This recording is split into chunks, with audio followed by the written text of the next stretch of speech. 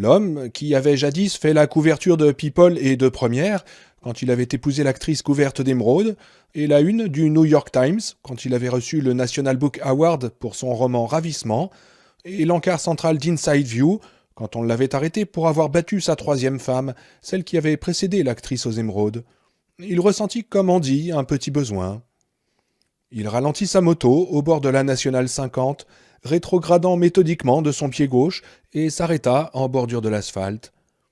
Heureusement qu'il y avait peu de circulation, parce qu'on ne peut guère envisager de garer sa moto sur le bas-côté d'une route dans le Grand Bassin, même si on a baisé un jour une des plus célèbres actrices d'Amérique, déjà sur la touche depuis un moment, il faut l'admettre, et même si on a parlé de vous pour le prix Nobel de littérature. Si on essaye, la moto a toutes les chances de faire la culbute, puis de retomber sur le guidon.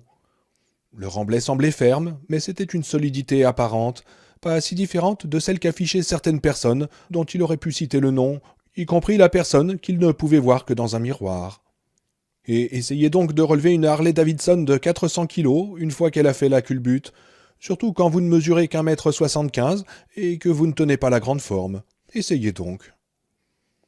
Oh, je ne crois pas, se dit-il en regardant sa Harley, une moto citadine que les puristes dédaignent, et il écouta son moteur cliqueter dans le silence.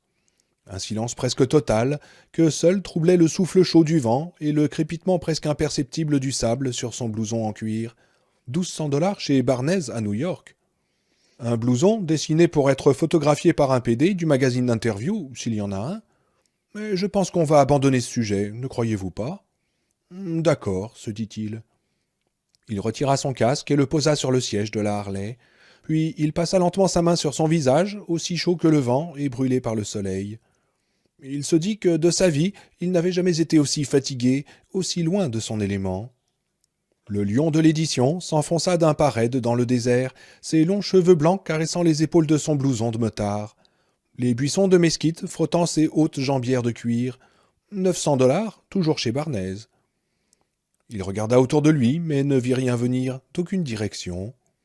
Un véhicule était garé à quelque distance, un camion ou peut-être un camping-car. Mais à supposer qu'il y ait des gens dedans, il doutait que sans jumelles, il puisse voir le grand homme pisser. Et quand bien même, c'était une chose que la plupart des gens faisaient. Il descendit la fermeture à glissière de sa braguette. Lui, John Edward Marinville en personne, l'homme que dans Hoppers, on avait baptisé l'écrivain que Norman Mailer a toujours rêvé d'être. L'homme que Shelby Foote avait un jour qualifié de seul écrivain américain vivant de la stature de John Steinbeck. Et il sortit son stylo d'origine pour pisser dans le désert une copie anonyme.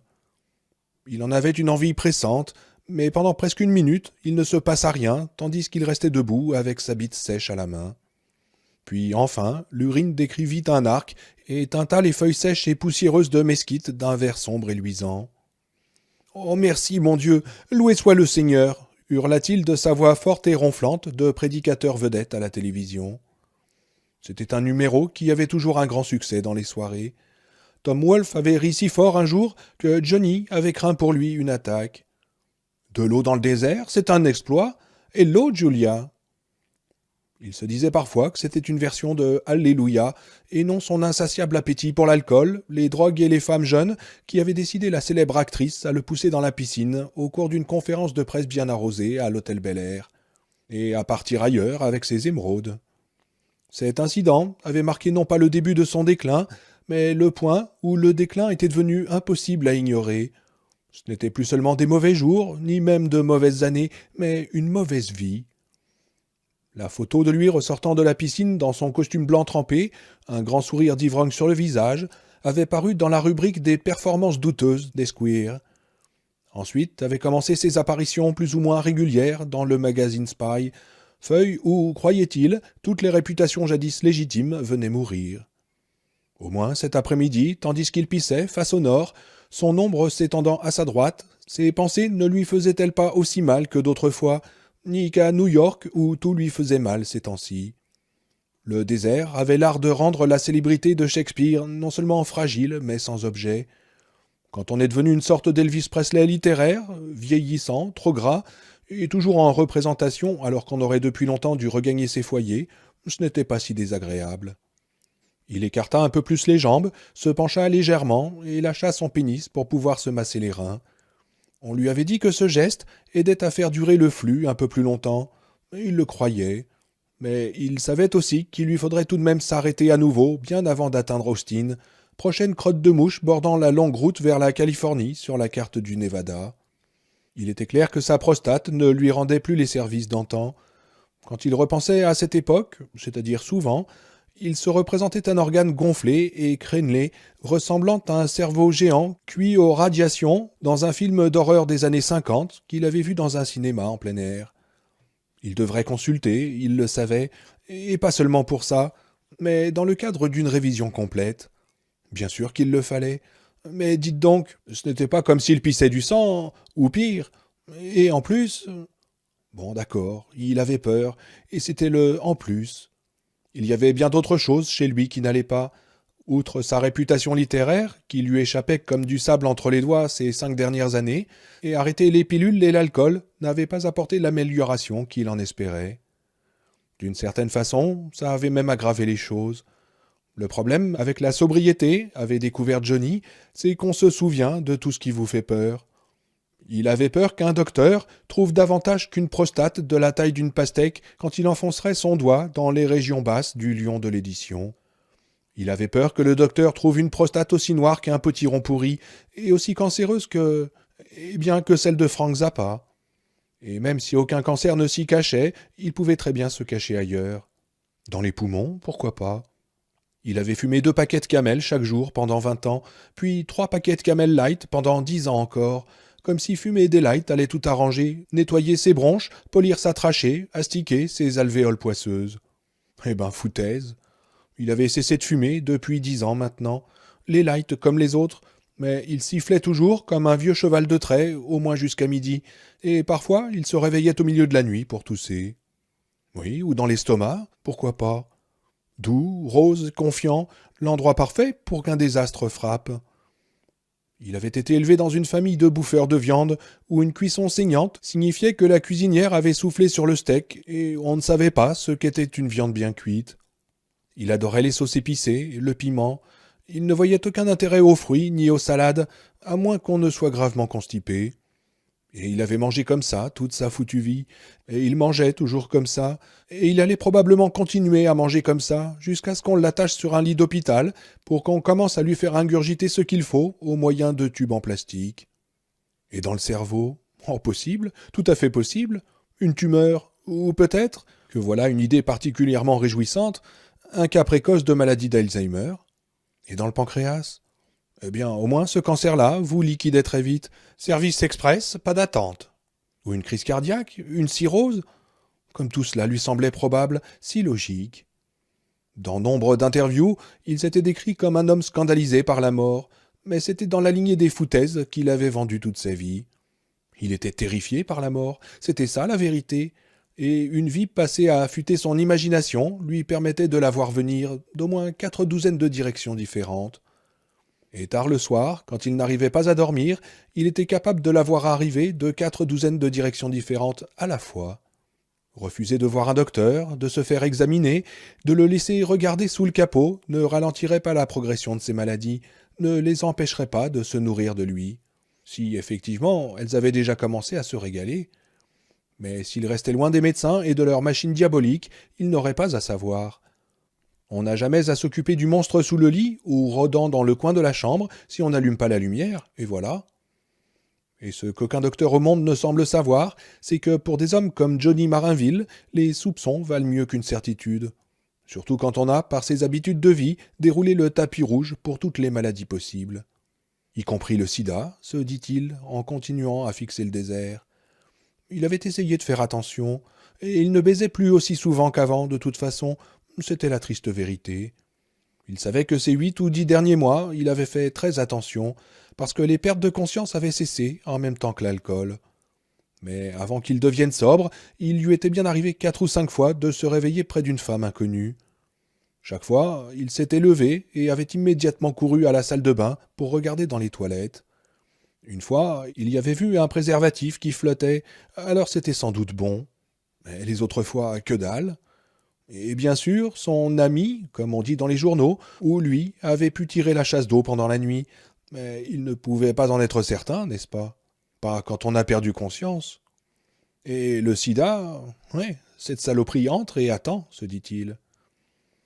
Un coup de vent particulièrement vicieux lui fit plisser les yeux quand une bouffée de sable s'abattit sur sa joue, son cou et son organe pendant. Ce dernier avait cessé de fonctionner une bonne minute plus tôt. Johnny le secoua et le rentra dans son slip. Mes frères, claironna-t-il de sa voix de prédicateur la plus grave aux lointaines montagnes scintillantes, on nous dit dans l'Épître aux Éphésiens, chapitre 3, verset 9, que même si on saute et danse, les 2 dernières gouttes tombent dans le pantalon. C'est écrit Et il se retournait, en remontant sa braguette, parlant surtout pour écarter ses idées noires, qui s'étaient rassemblées comme des vautours maintenant que ce voyage extraordinaire, voire déterminant, touchait à sa fin, et il se figea. Il y avait une voiture de police garée derrière sa moto. Son gyrophare bleu tournait paresseusement dans la lumière brûlante du désert. C'était sa première femme qui avait fourni à Johnny Marinville ce qui pouvait être sa dernière chance. Oh, pas sa dernière chance de publier ses écrits, oh que non. Il pouvait faire ça tant qu'il restait capable de coucher des mots sur le papier et de les envoyer à son agent. Une fois reconnu comme lion littéraire de qualité, vous trouvez toujours quelqu'un trop content, même après qu'elles ont dégénéré en une sorte d'auto-parodie, voire en radotage imbécile, pour continuer à publier vos œuvres. Johnny pensait parfois que le pire dans le système éditorial américain était la façon dont on vous laissait vous balancer au vent, vous étrangler peu à peu, pendant que dans de stupides réunions mondaines, tous se congratulaient parce qu'ils continuaient à soutenir ce pauvre vieux. Mais comment s'appelle-t-il déjà? Non, ce que Terry lui avait donné n'était pas sa dernière chance d'être publié, mais peut-être sa dernière chance d'écrire quelque chose qui se tienne, quelque chose qui ferait qu'on le remarquerait à nouveau de façon positive. Quelque chose aussi qui pourrait se vendre comme des petits pains, et il saurait quoi faire de l'argent, aucun doute là-dessus. Le plus beau dans l'histoire, c'est qu'il ne pensait pas que Terry avait la moindre idée de ce qu'elle avait dit, ce qui signifiait qu'il n'aurait aucune retombée à partager avec elle, si retombée il y avait. Il n'aurait même pas à la citer dans la page des remerciements, s'il ne voulait pas, mais il se dit qu'il le ferait probablement. Devenir sobre avait été une expérience terrifiante à plus d'un titre, aucun doute. Mais cela aidait vraiment à se souvenir de ses responsabilités. Il avait épousé Terry à 25 ans. Elle en avait 21 et était en 3e année à Vassar, une université très réputée. Mais elle n'était pas allée jusqu'au diplôme. Ils étaient restés mariés presque 20 ans et elle lui avait donné 3 enfants, tous grands maintenant. Un d'eux, Bronwyn, lui parlait encore. Les 2 autres, eh bien, si un jour il se fatiguait de se manger le nez par dépit, il serait là. Il n'était pas d'un naturel vindicatif. Terry semblait le savoir. Au bout de 50 communications par l'intermédiaire de leurs avocats, ils avaient prudemment réengagé le dialogue, parfois par lettre, mais plus souvent au téléphone. Ces communications avaient été timides au début, car ils avaient peur des mines toujours enfouies sous les ruines de leur affection, mais au fil des années, elles étaient devenues plus régulières. Terry considérait son célèbre ex avec une sorte d'intérêt stoïque et amusé qu'il trouvait pénible. Selon lui, ce n'était pas le genre d'attitude que devait adopter l'ex-épouse d'un homme devenu un des écrivains les plus étudiés de sa génération. Mais elle lui parlait aussi avec une gentillesse directe qu'il trouvait apaisante, comme une main fraîche sur un front brûlant. Ils avaient eu davantage de contact encore depuis qu'il avait cessé de boire, mais toujours par téléphone ou courrier, tous deux semblant savoir, sans même en discuter, que se rencontrer face à face imposerait une tension trop forte aux liens fragiles qu'ils avaient renoués. Mais d'une certaine façon, ces conversations sobres étaient devenues plus dangereuses encore, non pas teintées d'acrimonie, mais toujours prêtes à y céder. Elle voulait qu'il retourne aux alcooliques anonymes. Elle lui avait dit que s'il n'y allait pas, il finirait par boire de nouveau. Et les drogues suivraient, disait-elle, aussi sûr que la nuit arrive après le crépuscule. Johnny lui avait répondu qu'il n'avait pas l'intention de passer le reste de sa vie dans un sous-sol d'église avec une troupe d'ivrognes qui, tous, racontaient combien il était merveilleux de dépasser les limites de leur propre moi, avant de remonter dans leur vieille voiture et de rentrer chez eux nourrir leurs chats dans des maisons le plus souvent vides. Aux alcooliques anonymes, les gens sont en général trop profondément meurtris pour voir qu'ils ont transformé leur vie en un concept creux ou en un idéal brisé, avait-il dit. Crois-moi, j'y suis allé. Ou croisant John Cheever, si tu veux, Il a écrit des choses très intéressantes à ce sujet. John Cheever n'écrit plus grand-chose, avait répliqué Terry. Et je crois que tu sais pourquoi. Terry pouvait se montrer très agaçante, vraiment. Mais voici 3 mois, elle lui avait donné une grande idée au cours d'une conversation relative aux projets des enfants, à ses projets à elle, et bien sûr à ses projets à lui. Et ses projets à lui, pendant cette première partie de l'année, l'avaient conduite à souffrir le martyre pour écrire les 200 premières pages d'un roman historique sur Jay Gould. Il avait fini par le juger pour ce qu'il valait, du Gore Vidal réchauffé, et il l'avait jeté. Il l'avait cuit, en fait. Dans une crise de nerfs qu'il avait résolu de garder pour lui, il avait mis les disquettes du roman dans son micro-ondes et les avait laissées là 10 minutes à pleine puissance. Une puanteur incroyable s'était répandue, et une curieuse chose déchiquetée avait volé à travers la cuisine en grésillant. Il avait fallu remplacer le four. Et puis finalement, il avait tout raconté à Terry. Après ses aveux, il avait attendu, dans le fauteuil de son bureau, le téléphone à l'oreille, les yeux clos, qu'elle lui dise d'oublier les alcooliques anonymes et de se servir un verre, et vite. Mais elle lui avait dit qu'il aurait dû mettre les disquettes dans un four traditionnel. Il savait qu'elle plaisantait, et qu'elle pensait qu'au moins une partie de la plaisanterie venait de lui, mais sa manière d'accepter l'homme qu'il était et son comportement lui fit encore l'effet d'une main fraîche sur un front fiévreux. Elle ne l'approuvait pas, mais ce n'était pas ce qu'il recherchait. « Il faut dire que tu n'as jamais été un très bon cuisinier, ajouta-t-elle sur un ton objectif qui le fit éclater de rire. « Alors que vas-tu faire maintenant, Johnny? T'as une idée ?»« Non, pas la moindre, avait-il répondu. « Tu devrais sortir du domaine romanesque, avait-elle dit. Oublier tout projet de ce genre, au moins pour un temps. »« C'est stupide, Terry, avait-il dit. Je suis incapable d'écrire autre chose qu'un roman, et tu le sais. »« Non, je le sais pas, avait dit Terry. Elle avait affirmé cela d'une voix qui signifiait « Ne joue pas les crétins », une voix que jamais personne n'utilisait pour lui parler, et son agent moins que quiconque. Plus il ratait, plus il était mauvais, et plus Bill Harris devenait obséquieux, semblait-il. « Pendant les 2 premières années de notre mariage, continua Terry, tu as écrit au moins une 12aine d'essais, et tu les as même publiés, pour de l'argent. Dans Life, Harper's et le New Yorker, je crois. C'est facile pour toi d'oublier. Ce n'était pas toi qui faisais les courses et payais les factures. Moi, je les ai adorés. »« Oui, c'est ce qu'on appelle les essais du cœur de l'Amérique, répondit Johnny. Oh, je les ai pas oubliés, Terry, mais je les ai effacés. C'était pour payer le loyer quand l'argent de Guggenheim a été épuisé, rien de plus. Jamais ils n'ont été publiés en volume. »« C'est parce que tu ne l'as pas voulu, avait dit Terry. Il ne cadrait pas avec ton idéal d'immortalité. » Johnny accueillit cette remarque en silence. Il lui arrivait de détester la mémoire de Terry. Jamais elle n'avait été capable d'écrire quoi que ce soit de valable. Même son mémoire de séminaire, l'année où ils s'étaient rencontrés, était horrible. Depuis, elle n'avait rien publié de plus important qu'une lettre à la rédaction, mais elle était la championne des souvenirs, il fallait le reconnaître. « Allô, t'es là, Johnny ?»« Oui, je suis là. »« Je sais toujours quand je te dis quelque chose que tu n'aimes pas, parce que c'est la seule occasion où tu te tais. Ça te rend morose. »« Eh ben, je suis là, répéta-t-il lourdement, sans rien ajouter, dans le vain espoir qu'elle changerait de sujet. Tu avais écrit 3 ou 4 de ces essais parce que quelqu'un te les avait demandés, mais je ne me rappelle plus qui. Oh, un miracle, songea-t-il, elle ne se rappelle plus qui. Et je suis certaine que tu en serais resté là si tu n'avais eu à cette époque des demandes d'autres journaux. Cela ne m'a pas du tout surprise, ces essais étaient bons. Cette fois, son silence n'indiqua ni désintérêt, ni désapprobation. Il revenait à cette époque pour essayer de se souvenir s'ils étaient vraiment bons. Terry n'était pas fiable à 100% en ce domaine, mais on ne pouvait pas non plus jeter ses conclusions aux orties sans les peser. Et en tant que romancière, elle était de l'école « J'ai vu un oiseau à l'aube et mon cœur a sauté de joie ». Mais en tant que critique, elle avait la dent dure et était capable d'intuitions assez effrayantes, presque comme si elle fonctionnait par télépathie.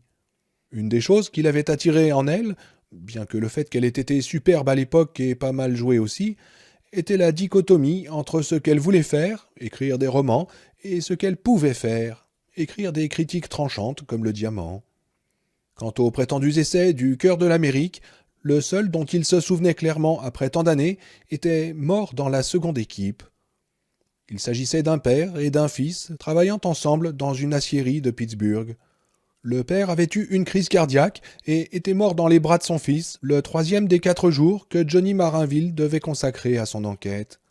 Son projet initial était de s'intéresser à un aspect plutôt méconnu des hauts fourneaux, mais il avait immédiatement changé d'objectif sans réfléchir une seconde.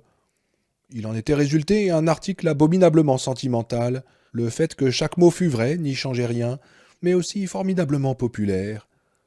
L'homme qui l'avait publié dans Life lui avait écrit 6 semaines plus tard, afin de lui raconter que son article avait provoqué un si grand nombre de lettres que ça le plaçait au 4e rang des réactions de lecteurs depuis que le journal existait.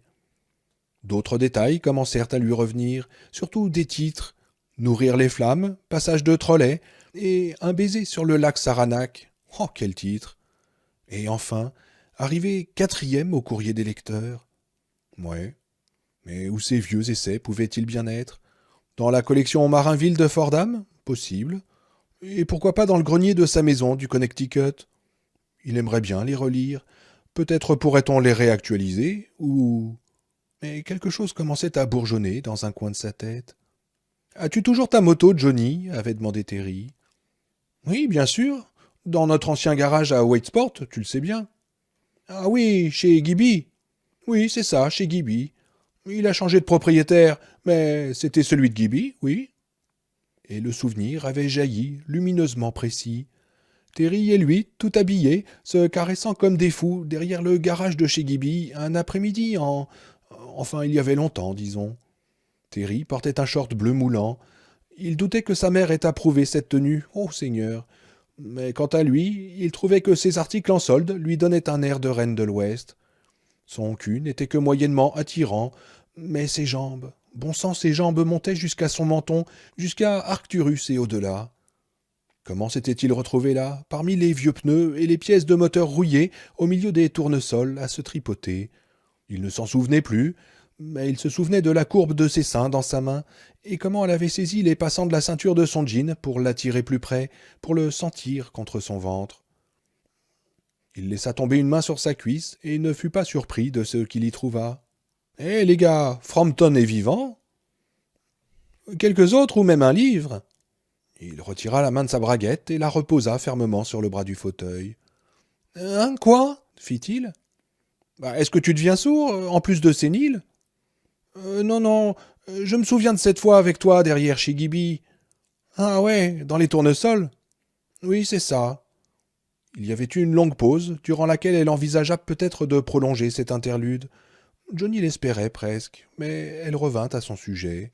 « Je te disais que tu devrais peut-être traverser le pays sur ta moto, avant d'être trop vieux pour passer les vitesses, ou de te remettre à boire et de t'écraser sur les montagnes noires. »« Mais t'es folle ? Je ne suis plus monté sur cet engin depuis 3 ans. Je n'ai pas l'intention d'y remettre les fesses. Je n'y vois plus assez bien. »« Alors, fais-toi faire des verres plus forts, » avait dit Terry. « Oui, mais mes réflexes sont ralentis. Je ne sais pas si John Cheever est mort de son alcoolisme, mais je suis certain que John Gardner s'est tué à moto. Il s'est pris un arbre et il a perdu. C'est arrivé sur une route de l'État de New York, que j'ai souvent parcouru aussi. » Mais Terry n'écoutait pas. Elle était une des rares personnes capables de l'ignorer le plus naturellement du monde, en se laissant emporter par ses propres pensées. C'était une des raisons de leur divorce. Il n'aimait pas qu'on l'ignore, surtout une femme. « Tu pourrais traverser le pays sur ta moto et collecter des matériaux pour une nouvelle série d'essais, » disait-elle d'un ton à la fois excité et amusé. « Si tu ressortais le meilleur de tes premiers essais en première partie, tu pourrais arriver à un volume respectable. John Edward Marinville, Cœur de l'Amérique, 1966-1996. Qui sait, tu pourrais t'attirer à nouveau les faveurs de Shelby Foote, puisque ce sont les siennes que tu recherches le plus. » Elle attendit sa réponse, et comme il ne disait rien, elle lui demanda s'il était toujours là, d'abord d'un ton léger, puis avec une certaine inquiétude. « Oui, » répondit-il, soudain heureux d'être assis. « Je suis là. Mais écoute, Terry, il faut que je te quitte, j'ai un rendez-vous. »« Une nouvelle amie ?»« Non, la pédicure, » dit-il en pensant à Shelby Foote. Ce nom ressemblait au chiffre final d'une combinaison de coffre-fort. Clic et la porte s'ouvre. « Alors prends bien soin de toi, » dit-elle. « Et je t'assure, Johnny, pense à retourner voir les alcooliques anonymes. Quel mal est-ce que ça peut te faire ?»« Aucun, je suppose, » répondit-il. Il pensait toujours à Shelby Foote. John Edward Marinville, le seul écrivain américain vivant de la stature de John Steinbeck. Terry avait raison. De toutes les louanges qu'il avait reçues, c'était celle-là qu'il préférait. « Oui, c'est ça, aucun, reprit Terry. Mais Johnny, est-ce que ça va? On dirait que tu es ailleurs. Oh, ça va très bien, avait-il dit. Et dis bonjour aux enfants pour moi. Ok, mais je le fais toujours, dit-elle. En général, ils font comme s'ils n'avaient rien entendu, mais je le fais toujours. Bon, allez, au revoir. Il raccrocha le téléphone sans regarder le combiné, et quand il tomba du bureau, il ne le regarda pas davantage. John Steinbeck avait traversé le pays dans un vieux break ou quelque chose de ce genre avec son chien. Johnny possédait une Harley Davidson Softail 1340 cm3, presque neuve, entreposée dans le Connecticut. Pas cœur de l'Amérique. Là, elle se trompait. Et pas seulement parce que c'était le nom d'un film avec Jeff Bridges. Pas cœur de l'Amérique, mais Voyage avec Harley, murmura-t-il. C'était un titre ridicule, un titre risible, comme une parodie du magazine Mad.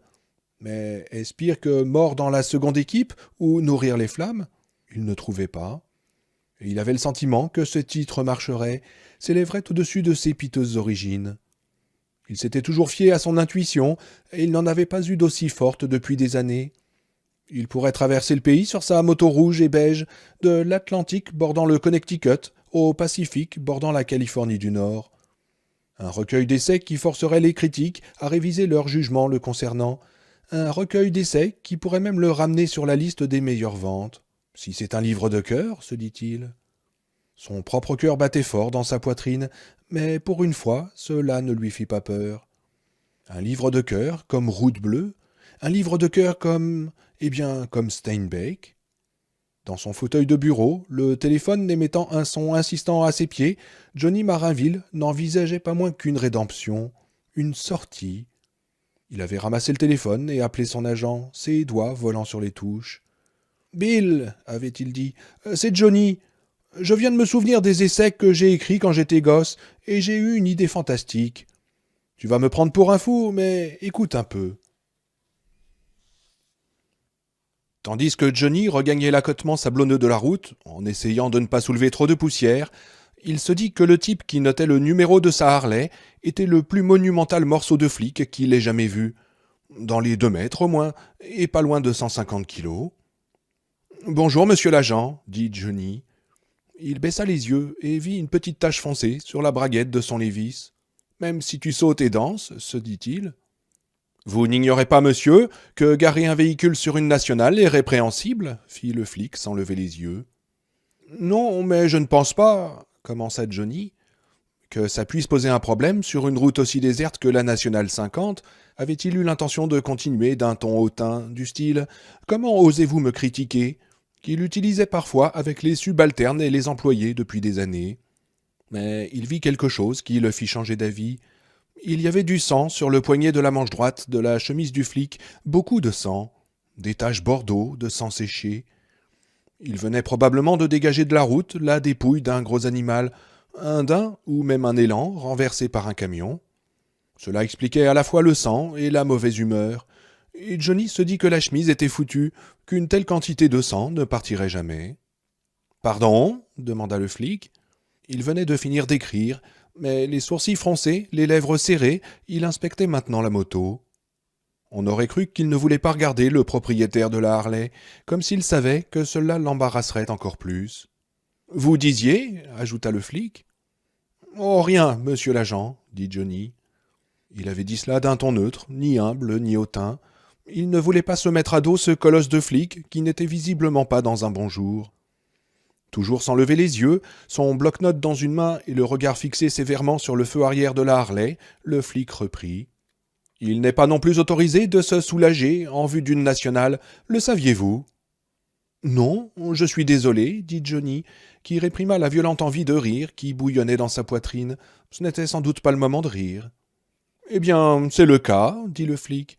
« Enfin, je vais vous laisser partir cette fois, avec une simple mise en garde, mais... » Il avait levé les yeux sur Johnny et les avait soudain écarquillés, comme un gosse qui voit le cirque défiler dans la rue de son village, les clowns tournoyant au son des trombones.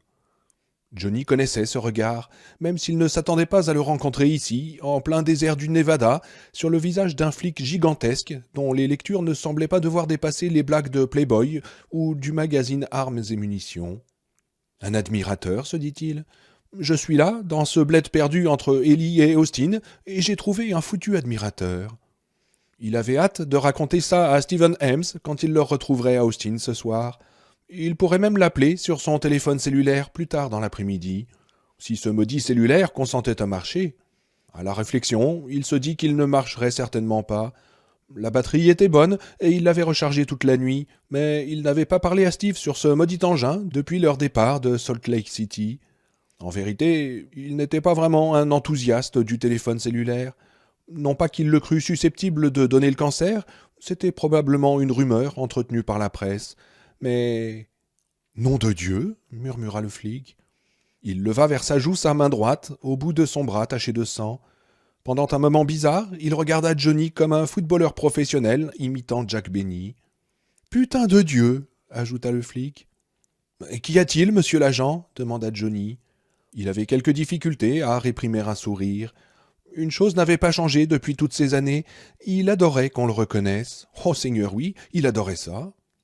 Mais vous êtes John Edward Marinville dit le flic. Il avait dit tout ça d'un bloc, comme s'il n'avait qu'un seul nom, comme Pelé ou Cantifla. Le flic se mit à se sourire comme à lui-même, et Johnny pensa « Oh, monsieur l'agent, comme vous avez de grandes dents !»« C'est bien vous, n'est-ce pas ?» reprit le flic. « C'est vous qui avez écrit Ravissement et, oh merde, Le chant du marteau. Me voilà face au type qui a écrit Le chant du marteau. » Puis il fit une chose que Johnny trouva vraiment charmante. Il tendit la main et toucha la manche de son blouson de cuir, comme pour se prouver que l'homme qui le portait était vraiment là. « Nom de Dieu !» ajouta-t-il.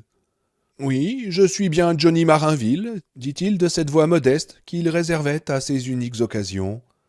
Et je dois vous avouer que jamais je n'ai été reconnu par quelqu'un qui venait de me regarder pisser sur le bord de la route. »« Oh, oubliez ça, dit le flic. Il saisit la main de Johnny. Pendant une fraction de seconde, avant que les doigts du flic se referment sur les siens, Johnny vit que la main de l'homme était aussi maculée de sang à demi séchée, les lignes de vie et de cœur ressortant en rouge sombre, couleur foie. Johnny tenta de conserver son charmant sourire, tandis qu'il se serrait la main, mais il sentait les coins de sa bouche s'affaisser. « Je vais en avoir, se disait-il. Je vais avoir du sang sur la main, et aucun moyen de me laver avant Austin. »« Ça alors, disait le flic. Vous êtes un de mes auteurs préférés. Vous vous rendez compte? Le chant du marteau. Je sais que les critiques n'ont pas aimé, mais qu'est-ce qu'ils y connaissent? Pas grand-chose, dit Johnny. Il aurait bien voulu que le flic lui lâche la main, mais apparemment il faisait partie de ces gens qui secouent la main de l'autre pour souligner leurs paroles autant que pour le saluer. Il ne la serrait pas, mais Johnny sentait une force latente dans cette poigne. Si ce type serrait, son écrivain préféré taperait sa prochaine œuvre de la main gauche pendant au moins 1 mois ou 2. « Ah oui, pas grand-chose, c'est ça, dit le flic. Le chant du marteau est le meilleur livre sur le Vietnam que j'ai jamais lu. Il renvoie aux oubliettes Time O'Brien et Robert Stone. »« Merci beaucoup, dit Johnny. Le flic finit par desserrer sa poigne et Johnny récupéra sa main. Il fut tenté de la regarder pour voir combien de sang s'y était déposé, mais ce n'était pas le moment. Le flic replaçait son bloc-notes dans sa poche arrière et regardait toujours Johnny avec de grands yeux dont l'intensité devenait un peu gênante à la longue. On aurait dit qu'il craignait que Johnny disparaisse comme un mirage, pour peu qu'il cligne des yeux. « Mais que faites-vous par ici, monsieur Marinville? Je croyais que vous viviez à New York. »« Oui, c'est vrai, dit Johnny, mais ce n'est pas un moyen de transport digne d'un patrimoine national, le coupa le flic. Est-ce que vous connaissez les statistiques des accidents de moto? Je peux vous en parler, parce que je suis un loup, et nous recevons chaque mois une circulaire du Conseil national de sécurité. Il y a un accident pour 460 conducteurs par jour. Ça vous paraît peu, je sais, mais comparez ça aux accidents de voiture, 1 sur 27 000 par jour. Ça fait une sacrée différence, et ça vous fait pas réfléchir? »« Oui, en effet, dit Johnny. Mais est-ce qu'il a dit qu'il était un loup, ou est-ce que je l'ai imaginé? »« Oui, ces statistiques sont assez... » commença Johnny.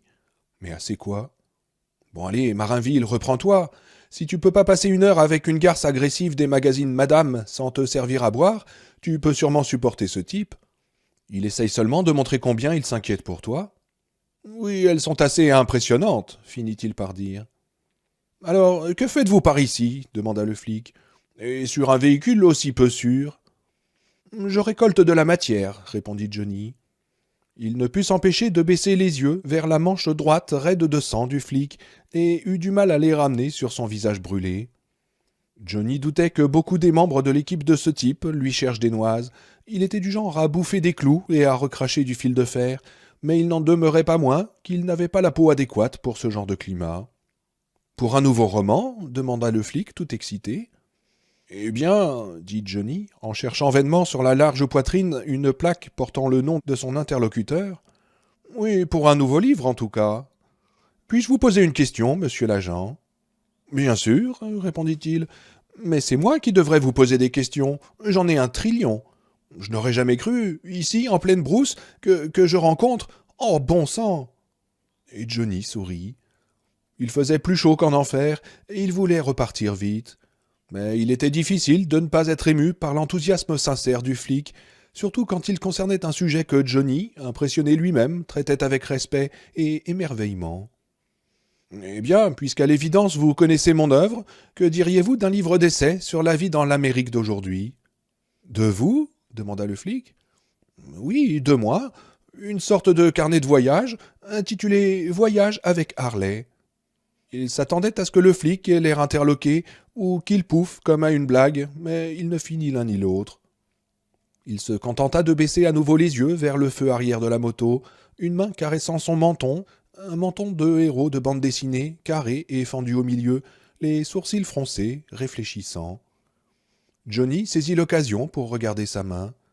Il y avait bien du sang dessus, et pas qu'un peu, surtout sur le dos de ses ongles. Burke. Puis le flic leva les yeux et le stupéfia en disant exactement ce que Johnny lui-même avait pensé pendant ses 2 derniers jours de conduite monotone dans le désert. « Ça pourrait marcher, mais la couverture devrait vous montrer sur votre engin, là. Une photo sérieuse, pour que les gens sachent que vous n'avez pas voulu vous moquer de John Steinbeck, ni de vous-même d'ailleurs. »« Ah oui, c'est ça !» s'écria Johnny, qui faillit presque donner au flic une tape dans le dos. C'était le grand danger, que les gens prennent ça pour une sorte de mauvaise blague. La couverture devra faire comprendre le sérieux de l'entreprise, peut-être même assortie d'une certaine tristesse. Et que diriez-vous de la moto seule ? Une photo de la moto, peut-être en sépia, au milieu d'une route, ou même ici dans le désert, sur la ligne centrale de la Nationale 50, son ombre s'étendant sur le côté. L'absurdité de cette discussion à cet endroit, avec un géant de flic qui allait lui infliger une amende pour avoir pissé dans les buissons, ne lui échappait pas, mais elle n'entamait pas non plus son excitation. Une fois de plus, le flic lui dit exactement ce qu'il voulait entendre. « Non, seigneur, non, il faut qu'on vous voie. »« En fait, je le crois aussi, dit Johnny. Sur la moto, peut-être sur sa béquille, mes pieds relevés dans une posture décontractée, vous savez. Oui, décontractée, mais... » « Mais vrai, dit le flic, en fixant Johnny de ses yeux gris impressionnants avant de les reposer sur la moto. « Oui, décontracté, mais vrai. Pas de sourire. Interdit de sourire, monsieur Marinville. »« Pas de sourire, approuva Johnny en pensant. Ce type est un génie. »« Oui, un peu distant, le regard au loin, reprit le flic. Comme si vous pensiez à tous les kilomètres que vous avez. Oui, et aussi à tous les kilomètres qui restent, le coupa Johnny. Il leva les yeux vers l'horizon pour essayer ce regard, le vieux guerrier contemplant l'ouest, un truc du genre Cormac McCarthy. Et il remarqua à nouveau le véhicule garé en bordure de la route 2 ou 3 kilomètres plus loin. Sa vision de loin restait assez bonne, et les rayons du soleil s'étaient suffisamment inclinés pour qu'il soit presque certain qu'il s'agissait d'un camping-car. « Des kilomètres au sens littéral, comme au sens métaphorique, ajouta-t-il. « Oui, les deux, dit ce flic surprenant. Voyage avec Harley, j'aime bien, ça accroche. Et bien sûr, je lirai tout ce que vous écrirez, monsieur Marinville. Romans, essais, poèmes, même votre liste de courses. »« Oh merci, dit Johnny, sincèrement touché. J'apprécie beaucoup. Vous ne saurez sans doute jamais à quel point, mais l'année passée a été difficile pour moi. Une année de doute. Je me suis beaucoup interrogé sur mon identité, sur le but de ma vie. »« Je connais un peu ces choses, moi aussi, dit le flic. Cela vous étonne sans doute de la part d'un type comme moi, mais c'est vrai. Oh, si vous saviez la journée que j'ai eue. Et, monsieur Marinville, est-ce que je pourrais vous demander un autographe? Oui, bien sûr, avec plaisir, répondit Johnny. Il sortit son propre carnet de sa poche arrière, l'ouvrit et feuilleta les premières pages couvertes de notes, d'itinéraires, de numéros de route, de fragments de cartes au crayon, dû à Steve Ames, qui n'avait pas tardé à se rendre compte que son célèbre client, bien que toujours capable de chevaucher sa machine en quasi-sécurité, se perdait même dans les plus petites villes. Et il trouva enfin une page blanche. « Quel est votre nom, monsieur là ?» Il fut interrompu par un long cri qui lui glaça le sang, non seulement parce qu'il était à l'évidence émis par un animal sauvage, mais parce qu'il était très proche. Son carnet lui échappa des mains, et il se retourna si brusquement qu'il tituba. En bordure sud de la route, à moins de 50 mètres d'eux, un spécimen de la jante canine sur pattes maigres et tordues, les flancs décharnés, les regardait. Son pelage gris était plein de boules de bardane, et une de ses pattes avant portait une vilaine blessure sanguignolante. Pourtant, Johnny le remarqua à peine. Ce qui le fascina fut la gueule de l'animal, qui semblait sourire, ses yeux jaunes à la fois stupides et rusés. « Seigneur, murmura-t-il, qu'est-ce que c'est? C'est un coyote, dit le flic, en prononçant quillotte. Par ici, on les appelle parfois les loups du désert. C'est ce qu'il a dit tout à l'heure, songea Johnny. Il a dit qu'il avait vu un coyote, un loup du désert, et t'as mal compris? Cette solution le soulagea considérablement, alors même qu'une partie de son esprit n'y croyait pas du tout. Le flic fit un pas vers le coyote, puis un deuxième. Il s'arrêta et fit un troisième pas. Le coyote ne bougea pas, mais se mit à trembler. De l'urine s'écoula entre ses flancs anguleux, et un coup de vent transforma l'écoulement en gouttelettes. Quand le flic fit un quatrième pas vers lui, le coyote leva son museau agressif et hurla de nouveau, longuement, un ululement qui fit remonter les couilles de Johnny tout en lui donnant la chair de poule. « Hé, arrêtez-vous » dit-il au flic, « c'est flippant !» Mais le flic l'ignora. Il regardait le coyote qui le fixait intensément de ses yeux jaunes. « Tac, tac !» dit le flic. « Ah là, tac, tac !» Le coyote continuait à le regarder, comme s'il comprenait ce babillage à sonorités indiennes. Les poils restèrent dressés sur les bras de Johnny. Le vent souffla de nouveau, poussant son carnet de notes sur le bas-côté de la route, où il rencontra un rocher. Johnny ne le vit pas. Son carnet et l'autographe qu'il avait l'intention de donner au flic étaient pour l'instant très loin de son esprit. « Je vais mettre ça dans le livre, se dit-il. Tout ce que j'ai vu d'autre ne vaut pas un clou, mais ça oui. C'est solide comme le roc, solide comme le roc. »« Tac !» répéta le flic. Il claqua ses mains l'une contre l'autre, fort, une seule fois, et le coyote fit demi-tour et s'éloigna, courant sur ses pattes cagneuses à une vitesse que Johnny n'aurait jamais cru possible. Le colosse en uniforme kaki le suivit des yeux, jusqu'à ce que la fourrure grise du coyote se soit fondue dans la poussière grisâtre du désert, et cela ne fut pas long. « Bon sang qu'ils sont laids, dit le flic. Et ces derniers temps, ils sont plus nombreux que les puces sur une couverture. On ne les voit pas le matin, ni au début de l'après-midi, mais le soir, quand le jour tombe, et il secoua la tête, comme pour dire « c'est parti ». « Et que lui avez-vous dit » demanda Johnny. « C'était stupéfiant. Était-ce un dialecte indien ?»« Je ne connais pas le moindre dialecte indien, » dit le flic en riant. « Je ne connais pas d'indien. C'est juste du babillage, comme pour les bébés, guili-guili, agueux. »« Mais il vous écoutait » dit Johnny. « Non, il me regardait, » dit le flic, en adressant à Johnny un regard impérieux, comme s'il le mettait au défi de le contredire. « Je lui ai volé ses yeux, c'est tout. Je suppose que ces histoires d'animaux apprivoisés, c'est du pipeau, mais quand il s'agit de bêtes malignes comme ces loups du désert, il suffit de voler leurs yeux, et ce que vous dites n'a pas d'importance. De toute façon, ils ne sont en général pas dangereux tant qu'ils n'ont pas la rage. Il faut seulement éviter qu'ils sentent leur peur sur vous, ou le sang. » Johnny regarda la manche droite du flic et se demanda si c'était le sang qui avait attiré le coyote. « Et c'est toujours une mauvaise idée de vous retrouver face à eux quand ils sont en meute, surtout une meute dotée d'un chef fort. Dans ce cas, ils ne craignent rien.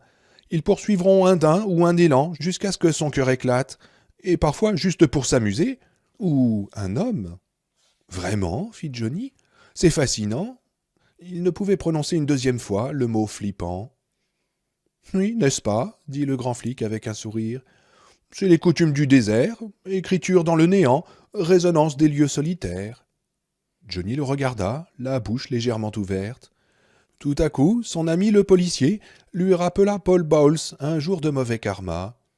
Il essaye de t'impressionner, c'est tout. Du bavardage mondain sans robe du soir. Tu as déjà vu et entendu ça des milliers de fois. Oui, peut-être, en effet, mais il s'en serait néanmoins passé dans ce contexte. Quelque part au loin, un autre hurlement s'éleva, faisant trembler l'air comme une brume de chaleur auditive. Ce n'était pas le coyote qui venait de s'échapper, Johnny en était sûr. Ce hurlement venait de plus loin, en réponse au premier peut-être. Eh oh, pause s'exclama le flic. Vous feriez mieux de remiser ça, monsieur Marinville. Hein fit Johnny. Pendant un étrange instant, il eut l'impression que le flic parlait de ses pensées, comme s'il pratiquait la télépathie aussi bien que le style elliptique, mais le colosse en uniforme kaki ne le regardait même pas. Il s'était à nouveau tourné vers la moto et montrait du doigt la sacoche gauche. Johnny vit qu'une manche de son nouvel imperméable, orange fluo pour plus de sécurité par mauvais temps, sortait comme une langue. « Comment se fait-il que je ne l'ai pas vue quand je me suis arrêté pour pisser ?» se demanda-t-il. « Comment ai-je bien pu faire pour ne pas la voir ?» Il y avait autre chose. Il s'était arrêté à Ely pour faire le plein, et il avait profité de l'occasion pour ouvrir cette sacoche et en sortir sa carte du Nevada. Il avait vérifié la distance entre Ely et Austin, puis replié la carte qu'il avait remise en place. Il avait ensuite refermé la sacoche, il en était certain, et pourtant elle était ouverte maintenant. Il avait toujours été un homme intuitif. C'était l'intuition et non le travail qui avait produit ses meilleures œuvres.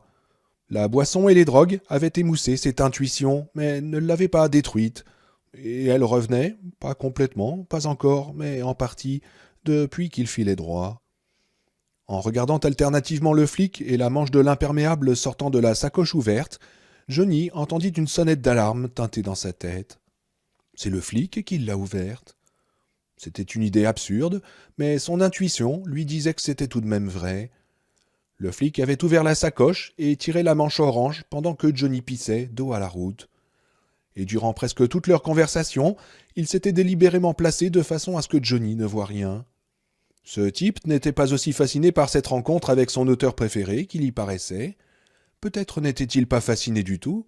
Il y avait une idée là-dessous. Mais quelle idée? Ça t'ennuierait de me le dire? Quelle idée? Mais il n'en savait rien, mais il n'aimait pas ça.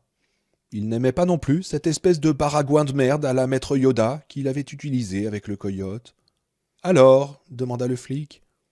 Il souriait, et là encore, c'était quelque chose qu'il n'aimait pas. Ce n'était plus le sourire idiot du genre « je ne suis qu'un admirateur amoureux », pour autant que ça ne l'ait jamais été. C'était un sourire froid, voire méprisant. « Alors quoi ?» demanda Johnny. « Vous allez vous en occuper ou non? Tac !»« Tac ?» demanda Johnny, dont le cœur faisait des bonds. « Qu'est-ce que ça signifie ?»« Je n'ai pas dit tac, c'est vous qui avez dit tac, affirma le flic en croisant les bras, sans se départir de son sourire. Oh, je veux m'en aller d'ici, se dit Johnny. Oui, c'était un bon résumé de la situation, et si cela impliquait d'obéir à des ordres, ainsi soit-il. Ce petit interlude, qui au début était drôle et gentil, avait soudain tourné au drôlement inquiétant. Comme si un nuage voilait le soleil et qu'une journée agréable devenait sinistre. Et s'il avait dans l'idée de me faire du mal? Il est évident qu'il a plus d'une bière dans le ventre. Eh bien, se répondit-il, imagine que ce soit le cas, que peux-tu y faire? Te plaindre aux quillottes du coin? Son imagination surentraînée lui proposa une image extrêmement déplaisante. Le flic creusant un trou dans le désert, tandis qu'à l'ombre de la voiture gisait le corps d'un homme qui avait jadis remporté un prix littéraire national et baisé la plus célèbre actrice d'Amérique. Il repoussa cette image, la nia, alors qu'elle était un peu plus qu'une vision fugitive, non pas tant par peur que par une curieuse arrogance protectrice. Les hommes comme lui ne se faisaient pas assassiner. Il leur arrivait de se suicider, comme Jerzy Kosinski, mais ils ne se faisaient pas assassiner, surtout pas par des admirateurs psychotiques. Ce n'était que des foutaises pour romans à sensation. Enfin, il y avait bien eu John Lennon, mais il s'approcha de sa sacoche, respirant l'odeur du flic au passage. Pendant un instant, Johnny fut assailli par le souvenir de son ivrogne de père, qui sentait exactement la même chose que ce flic. Old Spice en surface, sueur sous la lotion après rasage, et méchanceté pure sous la sueur. Les deux boucles de la sacoche étaient défaites. Johnny souleva le rabat à franges, toujours conscient de cette odeur de sueur et d'Old Spice. Le flic se tenait contre son épaule. Johnny prit la manche de l'imperméable et s'arrêta en voyant ce qu'il y avait au-dessus de ses cartes. Il en eut un choc, mais en fut, au fond, à peine surpris. Il regarda le flic, qui regardait dans la sacoche. « Oh, Johnny !» dit le flic avec regret. « C'est décevant, c'est très décevant. » Il plongea la main dans la sacoche et en sortit un sac de 3 litres posé sur la pile de cartes. Johnny n'eut pas à le renifler pour savoir qu'il ne contenait pas du thé. Collé sur le sac, comme une plaisanterie, le sourire de M. Smiley sur un fond jaune. « Mais ce n'est pas à moi, » affirma Johnny Marinville, d'une voix fatiguée et tremblante, comme un message sur un très vieux répondeur. « Ce n'est pas à moi, et vous le savez très bien, parce que c'est vous qui l'avez mis là. »« Oh oui, on accuse les flics, » dit le colosse, « comme dans vos livres de gauchistes. Je t'ai bien eu avec mon numéro d'admirateur. J'ai senti la came à la seconde où tu t'es approché de moi. Tu embaumes, tac. »« Écoutez, » dit Johnny. « Monte dans la voiture, gaucho, » le coupa le flic. « Allez hop, dans la voiture, pédé, » ordonna-t-il, et ses yeux gris riaient. « C'est une blague, » se dit Johnny. « Je ne sais pas laquelle, mais une mauvaise blague. » Puis, venant du sud-ouest, d'autres hurlements s'élevèrent, nombreux cette fois, et quand les yeux du flic roulèrent dans cette direction et qu'il sourit, Johnny sentit un cri s'élever dans sa gorge qu'il dut réprimer en serrant les lèvres. Le grand flic ne plaisantait pas en regardant en direction des coyotes, c'était le regard d'un homme complètement fou. Mais Seigneur, il était tellement grand. « Mes enfants du désert, » dit le flic, « les camps, toi, quelle belle musique ils font. » Il rit, baissa les yeux vers le sac de drogue dans sa grosse main et secoua la tête en riant plus fort encore. Johnny le regardait, sa certitude que des hommes comme lui n'étaient jamais assassinés avait soudain disparu. « Voyage avec Harley, » dit le flic. « Tu te rends compte à quel point c'est un titre stupide, à quel point c'est un concept stupide. Et piller ainsi le legs littéraire d'un homme comme John Steinbeck, un écrivain dont tu n'es même pas digne de lécher les chaussures, moi, ça me rend fou. » Et avant que Johnny sache ce qui se passait, un immense éclair de douleur lui traversa la tête. Il eut conscience de tituber en arrière, les mains pressées sur son visage, du sang chaud coulant entre ses doigts. Il eut conscience d'écarter les bras, de penser « je vais bien ». Je ne vais pas tomber, je vais bien. Et il se retrouva allongé sur la route, hurlant vers le ciel bleu. Sous ses doigts, son nez ne semblait plus droit. On aurait dit qu'il avait été couché contre sa joue gauche. Il avait la cloison nasale déviée à cause de toute la coke qu'il avait sniffée dans les années 80. Et il se souvint que son médecin lui avait dit qu'il devrait la faire redresser avant de percuter un poteau ou une porte tournante et qu'elle n'explose. Eh bien, cela n'avait été ni une porte ni un poteau, et elle n'avait pas vraiment explosé, mais elle avait indubitablement subi un changement rapide et radical. Ses pensées se succédèrent dans sa tête d'une façon apparemment parfaitement cohérente, alors même que sa bouche continuait de crier. « En fait, ça me rend furieux, » continua le flic. Et il lui décocha un coup de pied en haut de la cuisse gauche. La douleur fut fulgurante. On eût dit qu'une feuille de métal chauffée à blanc lui parcourait le corps comme un acide et transformait en pierre les muscles de sa jambe. Johnny roula d'avant en arrière sur le sol, tenant sa jambe et non plus son nez, ses joues frottant l'asphalte de la Nationale 50, criant, aspirant du sable par la bouche à chaque respiration, toussant dès que reprenait ses cris.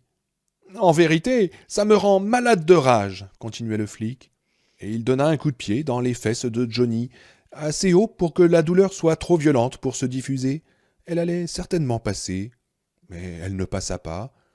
Il se contorsionna et rampa sur la ligne blanche de la route, hurlant et saignant du nez, crachant du sable, tandis qu'au loin les coyotes hurlaient dans les ombres projetées par les montagnes lointaines. « Allez, debout, sur tes pieds, beau gosse, » dit le flic. « Mais je ne peux pas, » octa Johnny Marinville. Il remonta ses jambes sur sa poitrine et croisa ses bras sur son ventre dans la posture défensive qu'il se souvenait vaguement d'avoir prise en 1968 pendant les échauffourées de la Convention démocrate à Chicago, et même avant ça, lors d'une conférence à Philadelphie, avant les premiers bus de la Liberté en partance pour le Mississippi. Il avait eu l'intention de monter dans un de ces bus, Ce n'était pas seulement une grande cause, mais aussi l'étoffe dont sont faits les grands romans. Mais finalement, quelque chose l'en avait détourné. Probablement sa braguette devant le spectacle d'une jupe relevée. « Allez, debout, bâton de merde! Tu es chez moi maintenant, dans la maison du loup et du scorpion, et tu ferais bien de ne pas l'oublier. »« Mais je ne peux pas, disait Johnny. Vous m'avez cassé la jambe. Seigneur, vous m'avez fait tellement mal. »« Ta jambe n'est pas cassée, dit le flic, et tu ne sais pas ce que c'est que d'avoir mal. Mais tu le sauras si tu ne te lèves pas. »« Mais je ne peux pas, répétait Johnny. Je ne peux vrai. Et le coup de feu fut assourdissant. L'impact de la balle sur la route retentit comme un monstrueux coup de fouet, et Johnny Marinville fut debout avant même d'avoir la certitude de ne pas être mort ou au moins blessé. Il se leva, un pied dans la file allant vers l'est, l'autre dans celle allant vers l'ouest, oscillant d'avant en arrière comme un ivrogne. La moitié inférieure de son visage était couverte de sang. Du sable s'y était collé, formant de petites virgules sur ses lèvres, ses joues et son menton. « Eh, le caïd, t'as pissé dans ton froc ?» dit le flic. Johnny regarda et vit que c'était vrai. Même si on saute et danse. Sa jambe gauche l'élançait comme une dent infectée. Ses fesses étaient encore engourdies, comme un morceau de viande congelée. Il se dit pourtant qu'étant donné les circonstances, il devait s'estimer heureux. Si le flic l'avait atteint un peu plus haut, la seconde fois, il aurait pu le paralyser. « T'es un piètre spécimen d'écrivain, » dit le flic, qui tenait toujours un énorme revolver dans une main et le gros sac d'herbe dans l'autre. « T'es un piètre spécimen d'être humain tout court, » ajouta-t-il, en secouant la tête avec dégoût. « Je ne le vois non pas à ce que tu dis, mais à la bouche qui le dit. En fait, si je regardais trop longtemps ta bouche prétentieuse aux lèvres molles, je te tuerais tout de suite. Je ne pourrais pas m'en empêcher. » Les coyotes hurlaient au loin.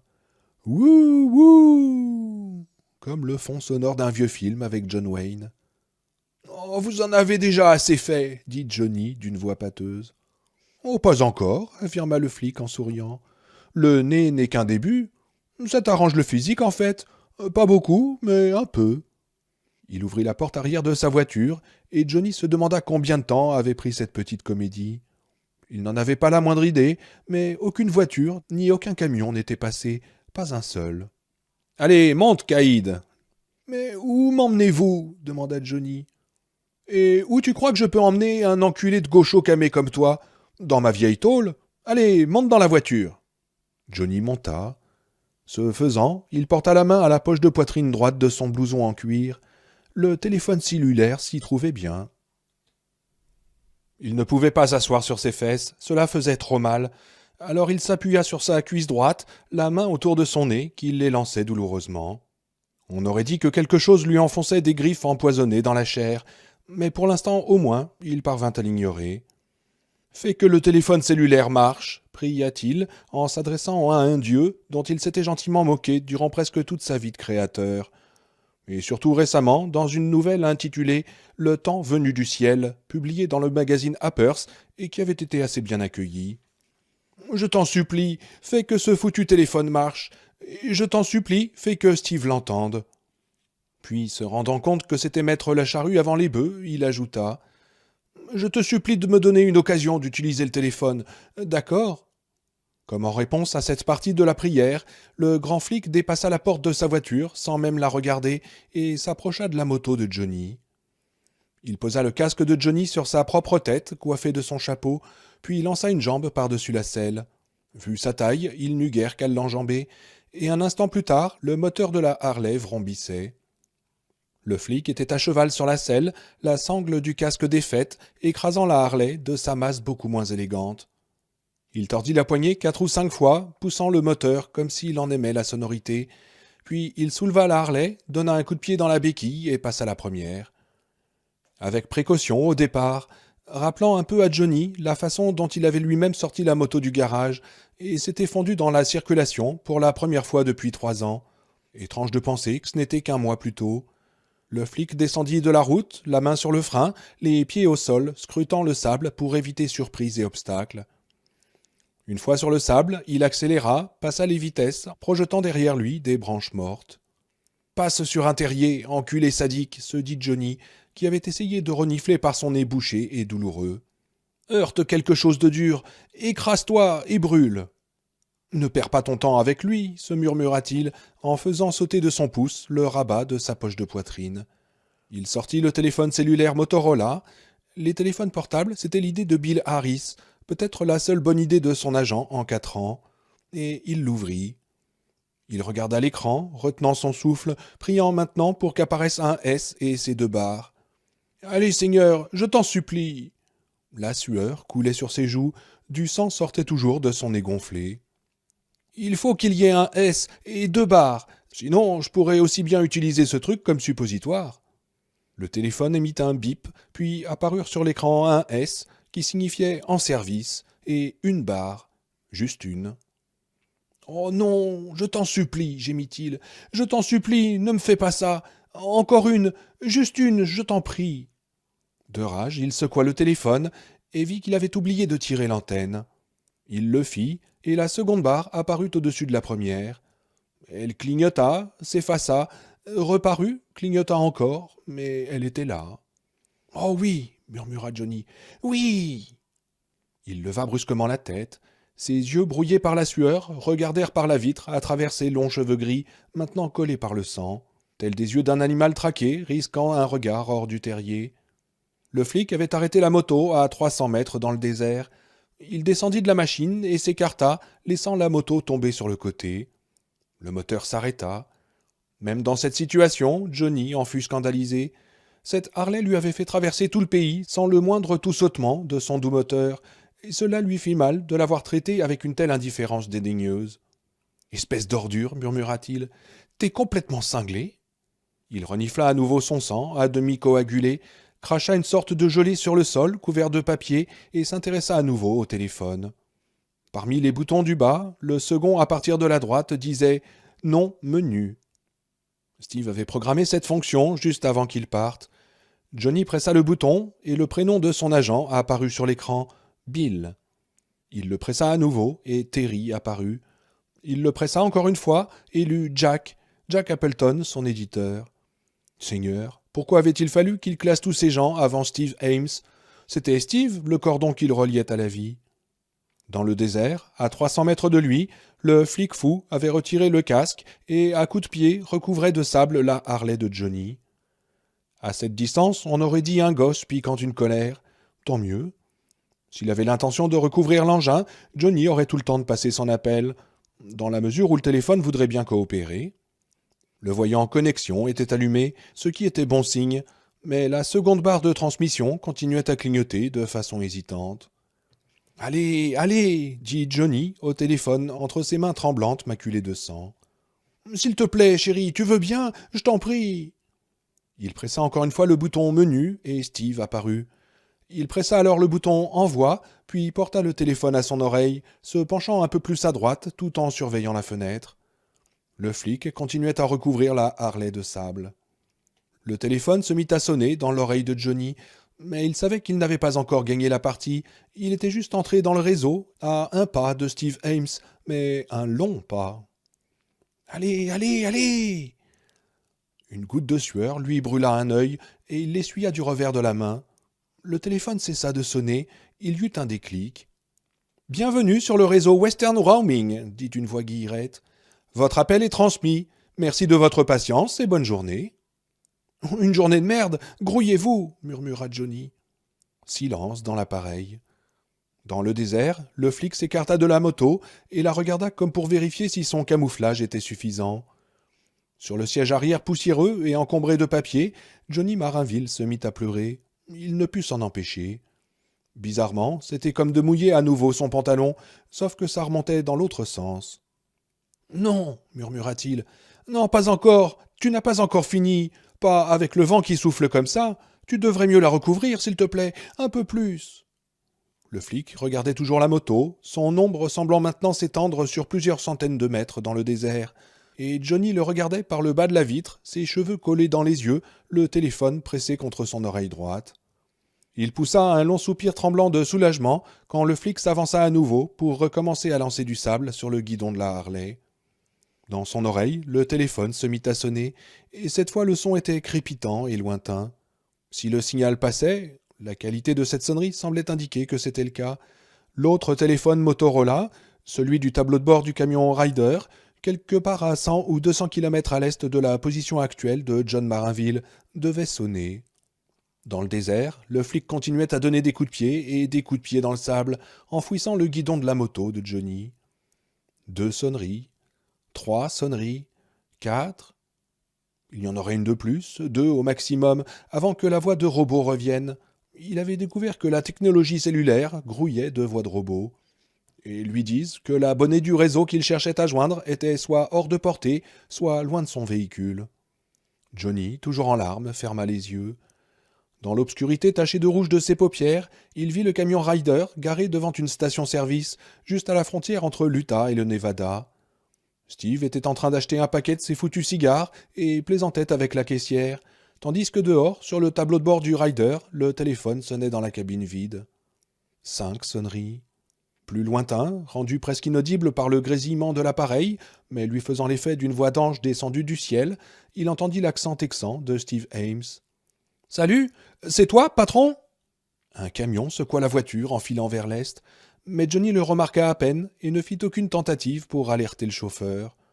Il ne l'aurait probablement pas fait, même si son attention n'avait pas été concentrée sur le téléphone et la voix ténue de Steve. Le conducteur roulait à plus de 100 à l'heure. Alors qu'est-ce qu'il aurait bien pu voir pendant les 2/10 de seconde qu'il mettrait à dépasser la voiture, surtout à travers les vitres couvertes de poussière? Il inspira et recracha du sang, ignorant la douleur, voulant s'éclaircir la voix à tout prix. « Steve, Steve, j'ai des ennuis, j'ai de gros ennuis !»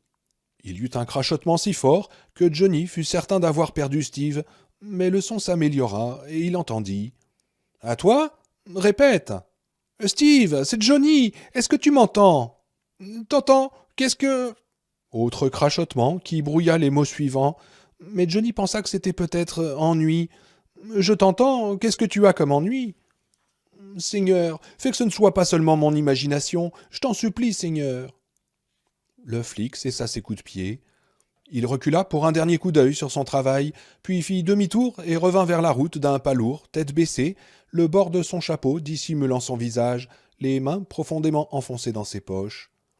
Soudain, saisi d'horreur, Johnny se rend compte qu'il n'avait aucune idée de ce qu'il pourrait bien dire à Steve. Toute son attention s'était concentrée sur le côté matériel de cet appel.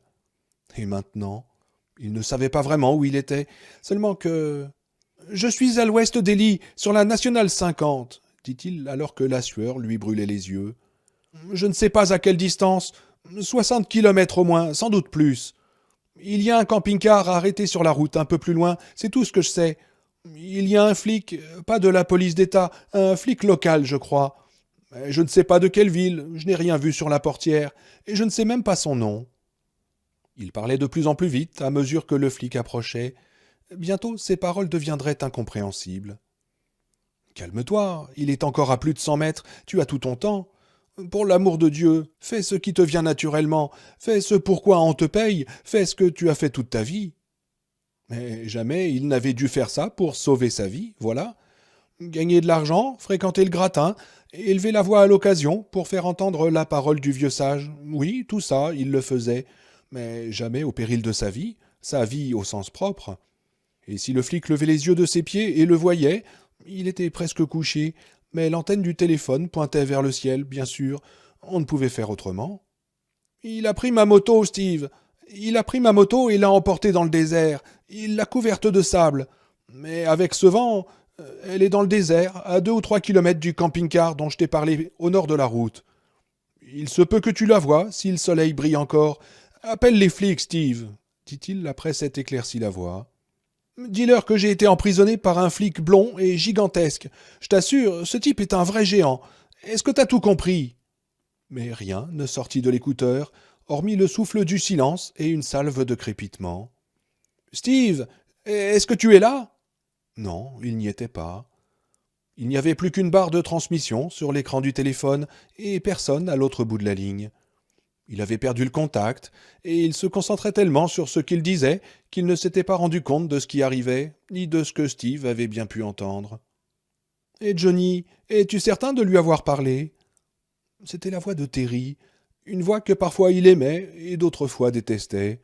Aujourd'hui, il la détestait. Il la détestait plus que n'importe quelle autre voix jamais entendue de toute sa vie. Il la détestait parce que c'était une voix pleine de sympathie.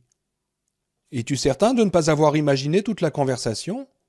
Mais non, il était là, ce fils de pute, dit Johnny d'une voix suppliante, qu'il détesta aussi. On s'est parlé, ne serait-ce que quelques secondes. Le flic n'était plus maintenant qu'à 50 mètres.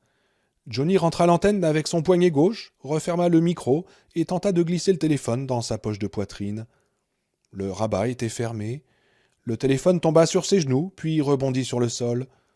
Il le chercha frénétiquement et ne trouva tout d'abord rien d'autre que du papier froissé, des prospectus anti-drogue d'un organisme appelé Dare pour la plupart, et des emballages d'hamburgers qui puaient le rance. Ses doigts se refermèrent sur quelque chose d'étroit.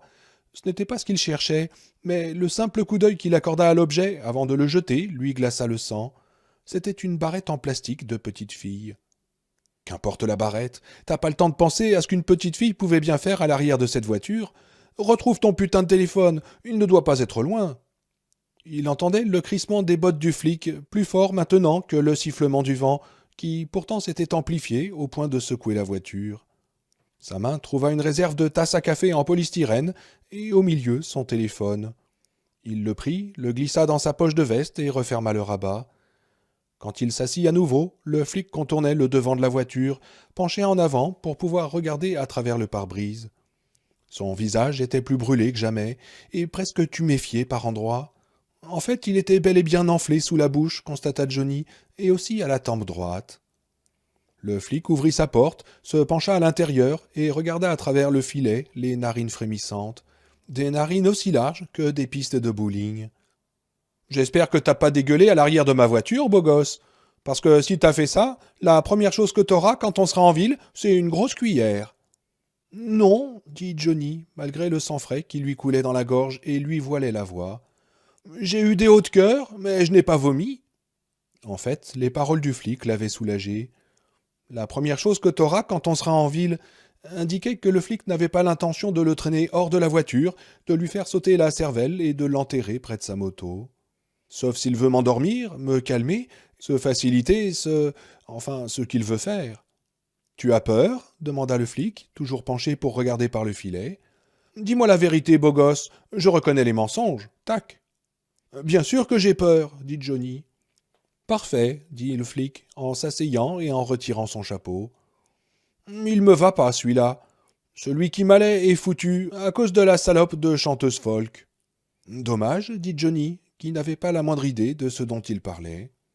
« Les lèvres qui mentent ont intérêt à rester fermées, » dit le flic, en jetant le chapeau sur le siège près de lui. Il atterrit sur un enchevêtrement de lanières qui semblait hérissé de pics. Le siège se gonfla sous le poids du flic et appuya sur le genou gauche de Johnny, qui l'écrasa. « Relevez-vous » hurla Johnny. « Vous m'écrasez la jambe. Relevez-vous, que je la sorte de là. Mais vous me tuez !» Le flic ne répondit pas, et la pression sur la jambe déjà malmenée de Johnny augmenta.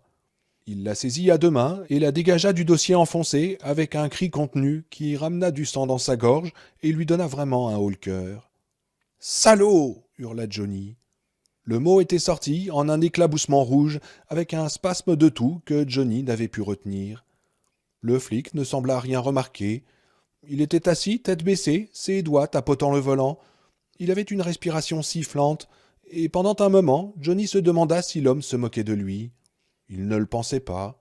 « J'espère qu'il a de l'asthme, se dit-il, et j'espère qu'il va s'étouffer. »« Écoutez, dit Johnny, sans rien montrer de ses sentiments, il faut que je fasse quelque chose pour mon nez. Il me fait horriblement mal. Beb seul bord de l'aspirine. Vous avez de l'aspirine ?» Le flic ne dit rien et continua à tapoter le volant, tête baissée, c'était tout. Johnny ouvrit la bouche pour dire autre chose, puis la referma. Il souffrait tellement, oh oui, comme jamais, pire même que lorsqu'il avait évacué ce calcul en 1989, mais il ne voulait toujours pas mourir.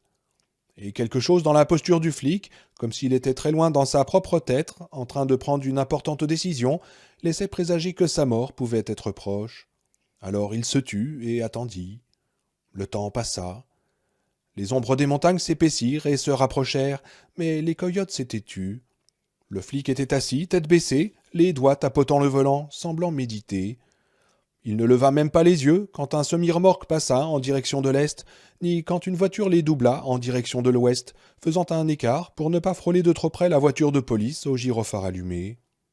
Puis le flic prit quelque chose qui était posé à côté de lui sur le siège avant, un vieux fusil de chasse à canon juxtaposé. Il le regarda fixement. « Je ne crois pas que cette femme était vraiment une chanteuse folk, dit le flic. Mais elle a tout fait pour me tuer, ça c'est sûr, et avec ça. Johnny ne dit rien, il attendit. Son cœur battait lentement, mais très fort dans sa poitrine.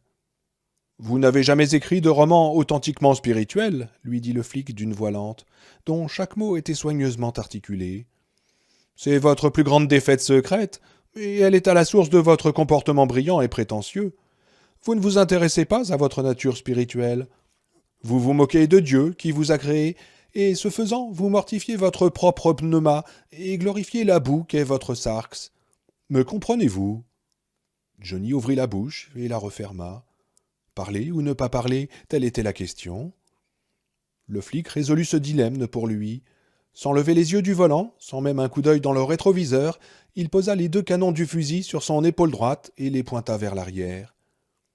Johnny s'écarta instinctivement, glissant vers la gauche, tentant de s'éloigner de ces énormes trous noirs. Bien que le flic n'eût toujours pas levé les yeux, l'arme le traqua avec la précision d'un servomoteur contrôlé par radar. « Il a un miroir sur les genoux, forcément, se dit Johnny. Mais à quoi cela lui servirait-il ? Il ne pourrait rien voir d'autre que le toit de cette putain de voiture. Qu'est-ce qui se passe donc ici ? Répondez-moi, dit le flic d'une voix sombre et triste. Il avait toujours la tête baissée, la main qui ne tenait pas l'arme continuait à tapoter le volant. Une bourrasque de vent secoua la voiture, projetant du sable et de la poussière alcaline sur la fenêtre. « Répondez-moi tout de suite, je n'attendrai pas. Je n'ai pas à attendre. Il y en a toujours un autre qui passe. Alors, est-ce que vous comprenez ce que je viens de vous dire ?»« Oui, dit Johnny d'une voix tremblante. Pneuma est le vieux mot savant désignant l'esprit, sarx est le corps. Vous avez dit, corrigez-moi si je me trompe, mais pas avec le fusil, s'il vous plaît, ne me corrigez pas avec le fusil, que j'ai ignoré mon esprit au profit de mon corps. Et il est possible que vous ayez raison, c'est très possible. Il glissa à nouveau vers la droite. Les canons du fusil suivirent précisément ses mouvements, bien qu'il eût pu jurer que les ressorts de son siège n'avaient pas fait le moindre bruit et que le flic ne pouvait pas le voir sans moniteur de télévision. « Me lèche pas les bottes, dit le flic avec un soupir. Ton destin n'en sera que pire. Oh, je suis désolé, je n'ai pas voulu, commença Johnny. Mais sarx n'est pas le corps. Le corps, c'est soma, le coupa le flic. Sarx, c'est la chair du corps. Le corps est en fait de chair, comme le mot est devenu chair par la naissance de Jésus-Christ. Mais le corps est plus que la chair qui le compose. Comme la somme est plus grande que ses parties, est si difficile à comprendre pour un intellectuel de ton acabit. Le fusil, toujours en mouvement, le traquait. « Je n'ai jamais... » commença Johnny. « Oh, je t'en prie, dit le flic. Même un naïf spirituel comme toi doit comprendre que du poulet en sauce n'est pas un poulet. Pneuma, soma et... » Sa voix s'était épaissie, et il cherchait son souffle, tentant de parler comme une personne qui veut terminer sa phrase avant d'éternuer. Il laissa soudain tomber le fusil de chasse sur le siège et inspira profondément. Le vieux siège craqua et recula un peu plus, coinçant à nouveau le genou gauche de Johnny. Et le flic lâcha tout. Ce qui sortit de la bouche et du nez du géant n'était pas du mucus, mais du sang et une substance rouge filandreuse comme du nylon. Ce truc éclaboussa le pare-brise, le volant, le tableau de bord, dégageant une odeur horrible de viande pourrie. Johnny se cacha le visage dans les mains et cria. Il lui était impossible de ne pas crier. Il sentit ses yeux battre dans leurs orbites et l'adrénaline rugir dans son système nerveux sous l'effet du choc. « Bon sang, rien de pire qu'un rhume d'été, hein ?» demanda le flic, de sa voix sombre et légère à la fois. Il se racla la gorge et cracha un caillot de la taille d'une pomme sauvage sur le tableau de bord, où il resta collé un instant avant de dégouliner sur la radio comme une limace innommable, laissant derrière une traînée de sang pour se retrouver une seconde suspendu sous la radio et retomber finalement sur le tapis de sol avec un bruit mat. Johnny ferma les yeux derrière ses mains et gémit. « Ça, c'était sarx, dit le flic en lançant le moteur. Vous voudrez sans doute vous en souvenir. J'allais dire pour votre prochain livre, mais je ne crois pas qu'il y aura de prochain livre. Et vous, monsieur Marinville ?»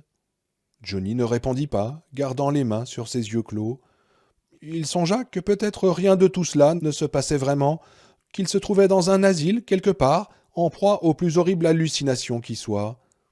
Mais au fond de son cerveau, il savait que ce n'était pas le cas. La puanteur que l'homme avait éternuée, il était en train de mourir, c'est certain. Il a une infection et une hémorragie interne, il est malade. Sa maladie mentale n'est qu'un symptôme de quelque chose d'autre, d'une irradiation, ou peut-être de la rage. Le flic fit effectuer un demi-tour à la caprice et prit la direction de l'est. Johnny garda un peu plus longtemps les mains sur son visage, dans l'espoir de se contrôler, puis il les baissa et ouvrit les yeux. Ce qu'il vit par la fenêtre lui fit tomber la mâchoire de surprise. Des coyotes étaient assis le long de la route, à 15 mètres d'intervalle, comme une étrange haie d'honneur.